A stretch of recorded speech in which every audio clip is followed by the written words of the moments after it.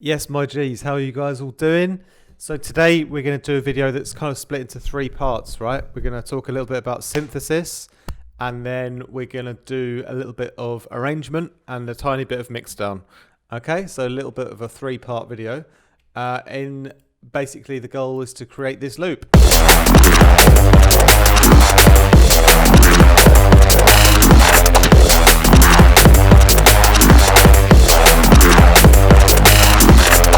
So firstly, let's talk about some synthesis because that's important to get this sound. So this is a preset I've just made recently called nitric acid. And basically, yeah, let's talk about the sound design of this. So I like using the harmonic series tables a lot in Vital. They sound really nice. I'll turn off the effects just briefly. And as you saw, there was just one sine wave at -24 and the harmonic series and some white noise. That's basically all we got. So a low sine wave, then the harmonic series is the same octave range. But on this one, I turn on the unison up to 3. Okay, and I've set the frames here up to about 67. It sort of sounds higher.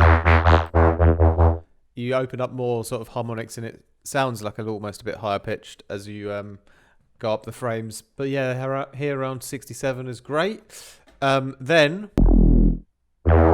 I use the bend mode, right? And I track the bend to this LFO1. And so my LFO1 is basically a saw down with a little bit of an attack, a bit curved, and then kind of curving on the way down again. 1/1. And that gives me a bit of a wow expressive sound into the harmonic series wavetable. Before it's just kind of doing this as you heard, this kind of just wobbling detuning, the speed of which can be controlled by the amount of unison. But with the bend on, it kind of changes the sound quite a lot. It unlocks this kind of growl aspect to it, which sounds great at both octaves, an octave higher or lower. As you see here, there's some frequency modulation as well. It's quite a subtle amount, but it does change the sound quite a lot. And I actually put the LFO 2 onto this one, and basically the FM is creating a slightly different character with a little growl in as well, but slightly different to the bend one on this previous oscillator. But the way that I've moved that is on a slower scale, so it's almost like a subtle shifting in character that's happening, So that's basically all we've got going on in the oscillator section. Then we're adding some white noise, and there's just a tiny bit. You can barely hear it. It's super low in the volume, but it does help gel everything together later on. Then I put a filter on, and just one filter for both of the oscillators, and I don't filter the white noise. Here we've got also some movement, right? We've got the cutoff position being modulated by LFO2, which again, remember, was this kind of slower up and down, slower shifting in character over time.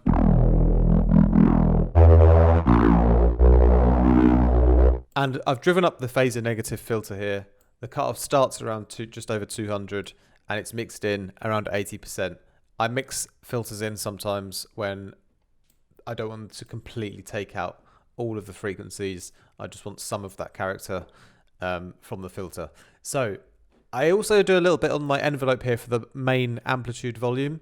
And this is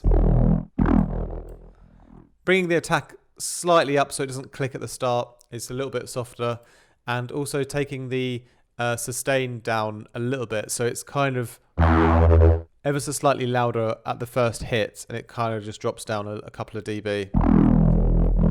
It just makes it all a little bit more dynamic. Then we can move over to the effects already, and here I just add a touch of chorus, only 11%. I do really beef things up a lot with the compressor. Again, I don't use this as a normal compressor. It's sort of like the OTT in the way that it kind of just provides a saturation boost in the high end, with the attack up and the release down especially, and mixed in just a little bit. Otherwise it would be really, really aggressive.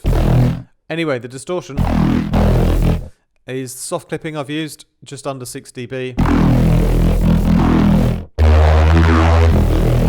Now we're getting close to that nice Neurofunk kind of bass sound that I want. Then on the EQ, I also do a little boost around 1.5K. That brings out some extra bites in the sound. You don't have to do that on every patch. It's just sometimes it will help, sometimes it won't. With this one, it helped to have a bit more bite at 1.5K, the sort of central area of the treble zone. Then, just to finish up, I've got a little bit of more filtering, and here there's some other movements going on again. One movement, the whole mix is tracked to my fast LFO. So the filter kind of starts almost turned off, and as the ramp goes down, the filter amount turns up. Also, the cutoff is on this slower LFO too, and that just moves it a little bit. So again, just creating some more growling characters and unpredictable movement into the bass, you know? Finally, I finish up with a touch of reverb. Yeah, and to finish up, I just add a little bit of flanging, only about 20%, just for a bit of pitch variation and a tiny bit of a delay, around 3% for a little tail. So that's the nitric acid vital patch. And the next thing I want to talk about is the octave jumping. So a cool way that you can come up with some nice melodies that sometimes will sound really great, especially if you've got a patch that responds well at 2 different octaves like this one, is you can basically draw in a melody, just like sort of here it's like E, F, G, and then G sharp and back to G again.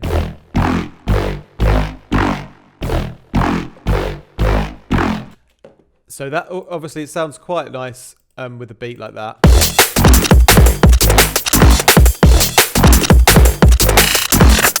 But then I'm basically gonna jump up a whole octave each time a note is played. So you can have the low E, then a high E, then a low F and a high F, a low G, a high G, a low G sharp and a high G sharp, you know?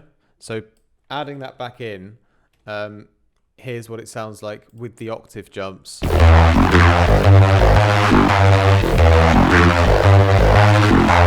So now you've got that really nice, more cinematic Neurofunk melodic feeling, you know?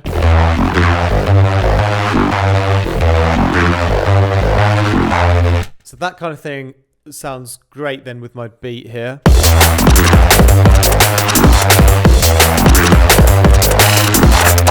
So nice thing you can do for certain sections in your track, try out this sort of octave jumping, melodic style. And then basically what I want to do now is show you a little bit of mixdown work, because that's sort of the arrangement idea, but the mixdown needs to be nice and fat and powerful in the low end, right? And although this has a great kind of sine wave in and a nice sub, the problem is when you go up here a whole octave, you kind of then lose power every time in the low end, you know, because we've lost the low octave of the sub bass. So for this idea, I thought it'd be great to split my sub off and create a sub separately for this idea, and then have the sub bass, as you see here, playing only that same octave, the low octave, every time. So as the mid bass goes up, we've still got the sub bass staying down at the bottom octave, so it's consistent low end power at that right octave range, you know.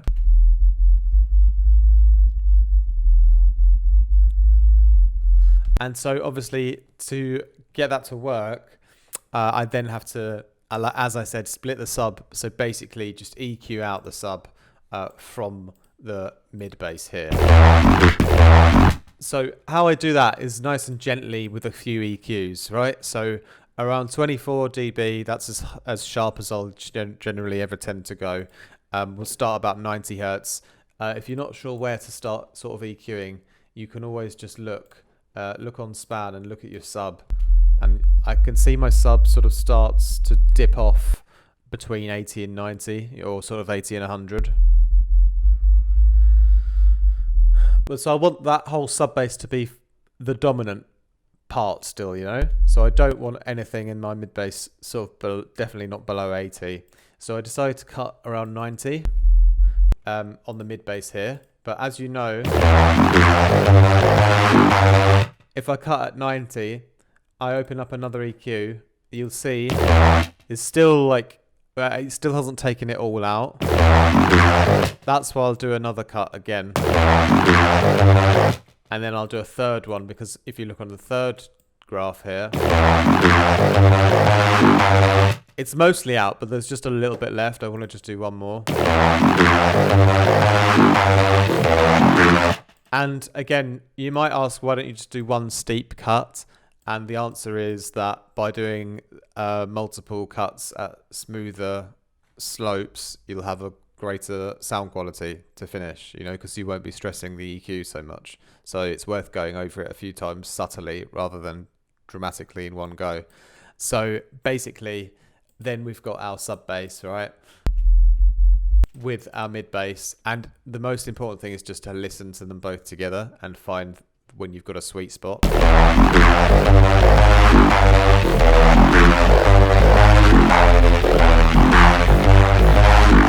can do some subtle volume adjustments as well.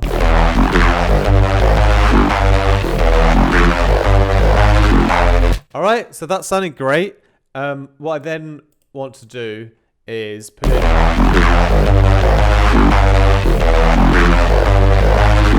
My sidechain was already kind of on as you were listening before, but it's a subtle one, you know, so you may not have noticed it was on, but I've just turned it off and you can hear it's even sort of louder and fuller now, everything, you know. But I do want my sidechain on, because with the break and the kick in the break,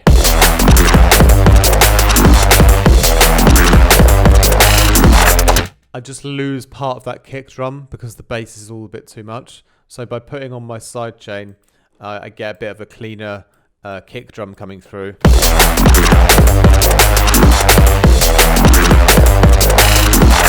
And for my sidechain, what I've done is I've done a multiband sidechain tracked to a ghost kick, a ghost channel, you know. So basically, I just had this break in here, and it's got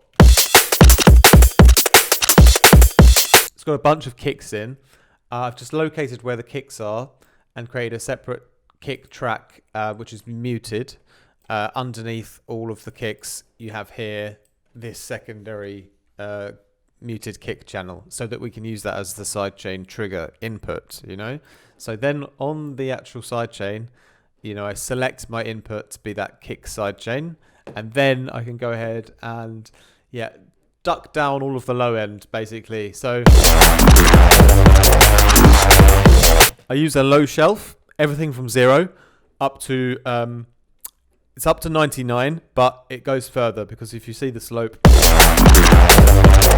it almost goes all the way up to sort of around 300 or 400 hertz. You know, that's when it like reaches the top. But it's a nice smooth and gentle slope, so balanced out to take loads of the low end out, and then slightly less content comes out as you get up to sort of 300 or 400 hertz.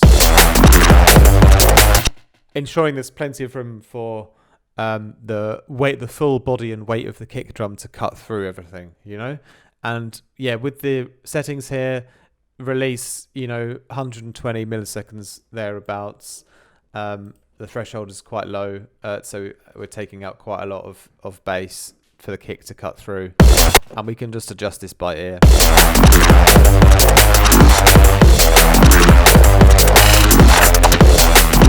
Again, we can be more subtle with the multiband. We don't have to be so aggressive with it, but that sounds then a little bit more balanced overall, And then that is the last little mix down tip, which you guys know a lot already about sidechaining and multiband sidechaining, but that's just another demonstration for you.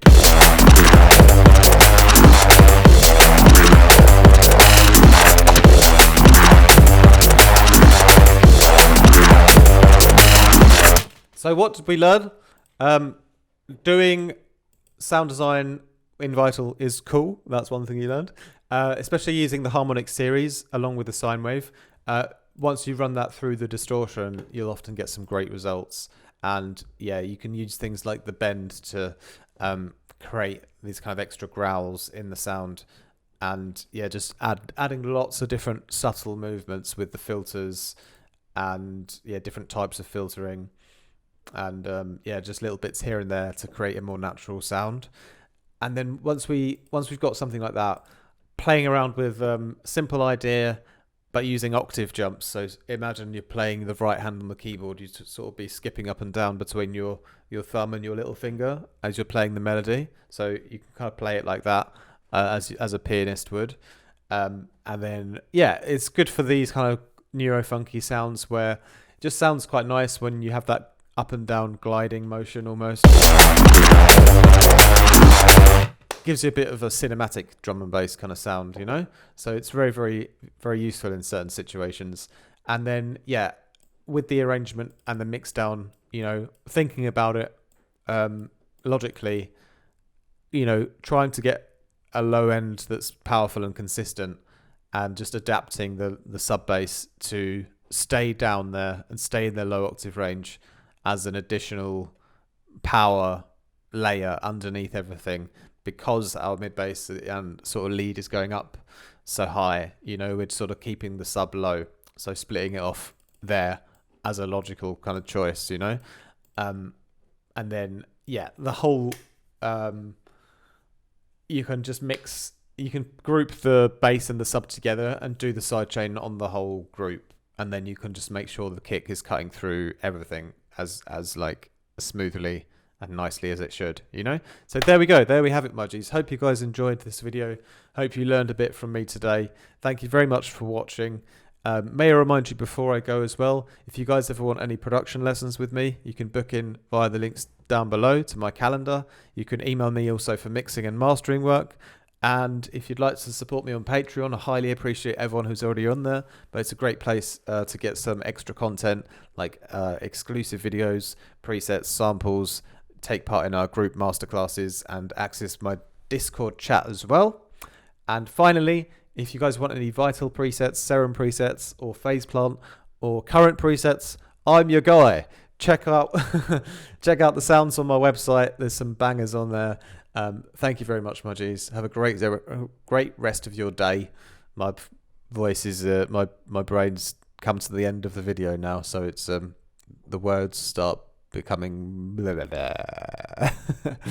Much love, my G's. I'll talk to you guys soon. Peace out.